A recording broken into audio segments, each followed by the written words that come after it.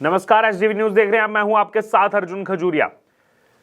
तो 15 राज्यसभा सीटों के लिए चुनाव इस समय चल रहा है। आपको बता दें, सुबह 9 बजे से ही चुनाव की प्रक्रिया शुरू हो गई है और 15 सीटों पर ये जो है चुनाव चल रहा है। 3 राज्यों यानी कि उत्तर प्रदेश, कर्नाटक और हिमाचल प्रदेश में मतदान इस समय चल रहा है और शाम 5 बजे के बाद वोटों की गिनती शुरू हो जाएगी और रात तक नतीजे आने की उम्मीद जताई जा रही है। उधर आपको बता दें, वोटिंग के बीच बड़ा झटका लगा है समाजवादी पार्टी को, अखिलेश यादव को, क्योंकि विधायक मनोज कुमार पांडे, सपा विधायक और साथ ही साथ केवल विधायक नहीं बल्कि मुख्य सचेतक विधान सभा में जो पूरा मंडल है समाजवादी पार्टी का, उसके मुख्य सचेतक यानी कि चीफ विप के पद से इस्तीफा दे दिया यहां पर मनोज पांडे ने और जल्दी ही मुलाकात कर रहे हैं यहां पर उत्तर प्रदेश के मुख्यमंत्री योगी आदित्यनाथ से। तो यहां पर एक तरफ राज्यसभा चुनाव की वोटिंग और इसी बीच समाजवादी पार्टी को यह बड़ा झटका इस समय आपको बता रहे हैं, एक्सक्लूसिव न्यूज इस समय की जो सामने आ रही है, इस्तीफा दे दिया और विधानसभा के अंदर से उनकी जो प्लेट है वो भी अब हटाई जा चुकी है। लगातार अब बयानबाजी का दौर जो है वो भी यहां पर शुरू हो चुका है। आपको बता दें कि दयाशंकर सिंह जो यूपी सरकार में मंत्री हैं, उनका बयान जो है वो अब सामने आया है। उन्होंने कहा है कि सनातन धर्म के उपासक रहे हैं मनोज।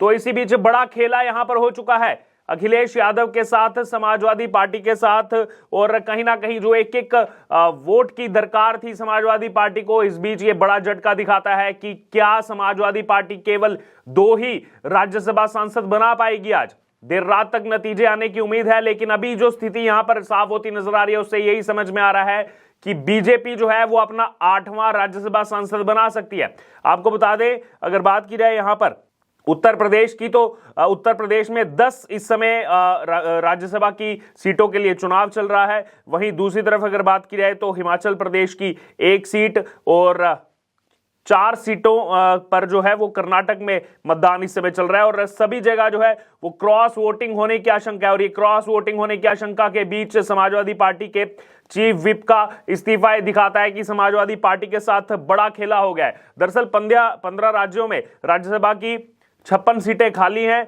और जिनमें से 12 राज्यों की 41 सीटों पर उम्मीदवार जो हैं वो निर्विरोध चुन लिए गए हैं। जी हां, निर्विरोध उनको चुना जा चुका है और वोटिंग जो है वो इस समय उत्तर प्रदेश में, हिमाचल में और कर्नाटक में चल रही है। इसी बीच हिमाचल में भी खेला होने की उम्मीद है, बट वहां ज्यादा खेला जो है वो नहीं हो सकता। सीधी लड़ाई 1 सीट पर बीजेपी कांग्रेस के बीच है, जबकि कांग्रेस के पास ज्यादा वहां पर विधायक हैं, सरकार है, तो इसलिए माना जा रहा है कि कांग्रेस जो है वो वहां से सीट निकाल लेगी। लेकिन दूसरी तरफ ये भी जो है चल रहा है कि क्या कुछ भी विधायकों को अगर बीजेपी जो है अपने पक्ष में कर लेती है तो वहां भी खेला हो सकता है। इसी बीच आपको बता दें, समाजवादी पार्टी प्रमुख अखिलेश यादव और समाजवादी पार्टी विधायक पल्लवी पटेल के बीच बहसबाजी की खबरें भी सामने आ रही हैं।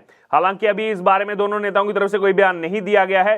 दरअसल कल रात पल्लवी पटेल अखिलेश यादव की तरफ से होस्ट किए गए डिनर में नहीं पहुंची थी और केवल पल्लवी पटेल ही नहीं, मनोज पांडे ही नहीं बल्कि कुल 7 विधायक जो हैं वो इस पार्टी में नहीं पहुंचे थे, जहां से क्यास लगाए जा रहे थे कि क्या खेला हो चुका है और पहले से ही दूरियां जो हैं वो बना ली गई थी यहां पर मनोज पांडे की तरफ से, चीफ विप की तरफ से। अब उन्होंने इस्तीफा भी यहां पर दे दिया है और इससे देखिए फायदा क्या होगा कि जब चीफ विप से इस्तीफा दे दिया मनोज पांडे ने, तो यानी कि अब वो जो है वो विप नहीं दे सकते किसी और को, इतनी जल्दी दूसरा कोई चीफ विप किसी को बनाया नहीं जा सकता।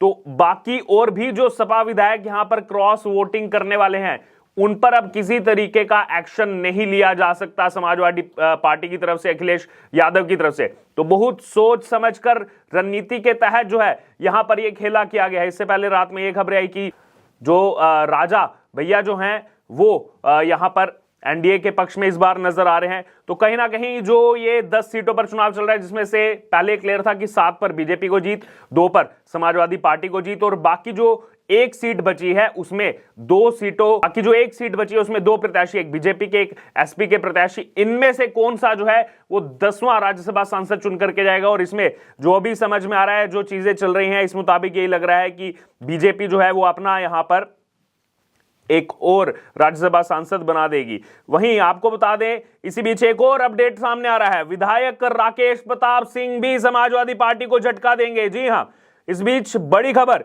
कहा है उन्होंने कि अंतरात्मा की आवाज पर वोट दूंगा। तो ये कहीं ना कहीं दर्शा रहा है कि लगातार समाजवादी पार्टी के लिए मुश्किलें बढ़ती हुई इस समय। पहले मनोज पांडे का इस्तीफा, उसके बाद ये जो इंट्यूशन अब दिए गए हैं विधायक राकेश प्रताप सिंह की तरफ से। यह कहीं ना कहीं दर्शाता है कि समाजवादी पार्टी जो है वो यहां पर अपने आप को सही ढंग से साबित नहीं कर पाई, वो कॉन्फिडेंस जो है वो विधायकों में नहीं जो है पेश कर पाई। इसी बीच आपको बता दें, बसपा विधायक की तरफ से, बसपा के एकमात्र विधायक जो है उमाशंकर सिंह, उनका ये यहां पर सामने आ रहा है कि भाजपा प्रत्याशी संजय सेठ को वो वोट देंगे। तो बीएसपी के जो एकमात्र विधायक हैं उमाशंकर सिंह, वो भी बीजेपी प्रत्याशी को वोट देने जा रहे हैं। तो इस बीच यानी कि यह दर्शाता है कि बीजेपी स्ट्रांगली इस चुनाव को, जो पहले से तैयारी चल रही थी, इस चुनाव को लड़ा और जो 8वें सीट के लिए जो पेच फंसा हुआ था उसमें कहीं ना कहीं सक्सेसफुल होती हुई अभी नजर आ रही है।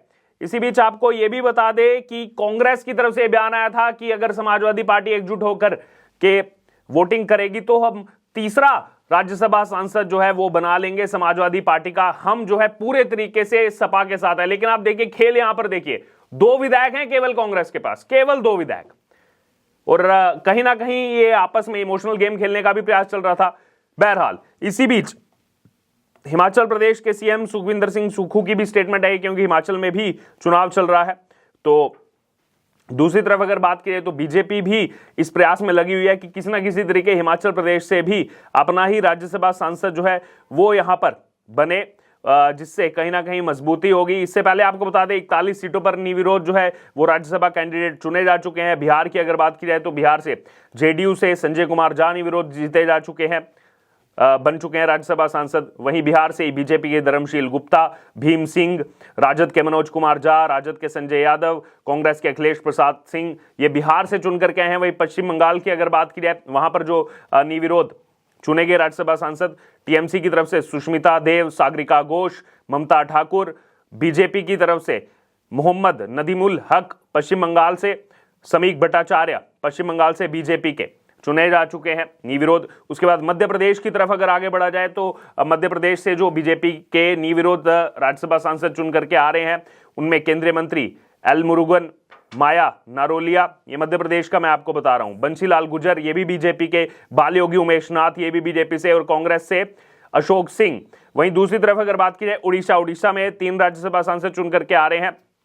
वहां की अभी जो सत्ता में पार्टी है बिजू जनता दल के सुभाषीष खुंटिया और देवाशीष सामंतरे, वो चुनकर आ रहे हैं। और तीसरी तरफ अश्वनी वैष्णव बीजेपी के और केंद्रीय मंत्री इस समय वो चुन करके आ रहे हैं उड़ीसा से।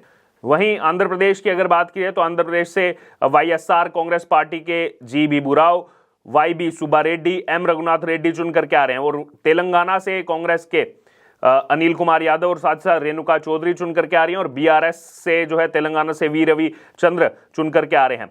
वहीं और राज्यसभा कैंडिडेट जो चुन करके आ रहे हैं उसमें आपको बता दें उत्तराखंड से बीजेपी के लिए महेंद्र भट्ट चुन करके आ रहे हैं। हरियाणा से सुभाष बराला बीजेपी की तरफ से चुन करके आ रहे हैं। छत्तीसगढ़ से देवेंद्र प्रताप सिंह बीजेपी की तरफ से चुन करके आ रहे हैं। वहीं गुजरात की अगर बात की तो जेपी नड्डा, जसवंत सिंह परमार, मयंक नायक, गोविंद भाई ढोलकिया चुन करके आ रहे हैं। राजस्थान से कांग्रेस की तरफ से सोनिया गांधी चुन करके आ रही है निर्विरोध, चुन्नीलाल गरासिया चुन करके आ रहे हैं निर्विरोध, मदन राठौड़ कांग्रेस के चुन करके आ रहे हैं। और इसी बीच अगर बात करें महाराष्ट्र की तो महाराष्ट्र से बीजेपी की तरफ से चुन करके आ रहे हैं अशोक चौहान, मेधा कुलकर्णी, अजीत गोपछड़े, मलिन देवड़ा, और एनसीपी से प्रफुल्ल पटेल और कांग्रेस से चंद्रकांत हंडोरे चुन करके आ रहे हैं। बहरहाल इसी बीच अभी ये राज्यसभा चुनाव जो 3 राज्यों में चल रहा है, इसमें पेच पूरे तरीके फंसा हुआ है और बड़ा खेला जो है वो समाजवादी पार्टी के साथ हो गया है। उत्तर प्रदेश के अंदर अब देखना होगा देर रात नतीजे क्या आते हैं, क्या कितने वोट जो हैं वो क्रॉस वोटिंग में पड़ते हैं, कितने विधायक यानी कि खफा यहां पर नजर आते हैं, ये इस पर लगातार हमारी नजरें बनी हुई है। बहरहाल आपका क्या कहना है इस पूरी रिपोर्ट पर, आपको क्या लग रहा है क्या खेला होने वाला है, आपकी इस पर जो भी राय हो आप जरूर हमारे कमेंट बॉक्स में शेयर करें। इससे जुड़े तमाम अपडेट के लिए बने रहें एसडीवी न्यूज के साथ। धन्यवाद।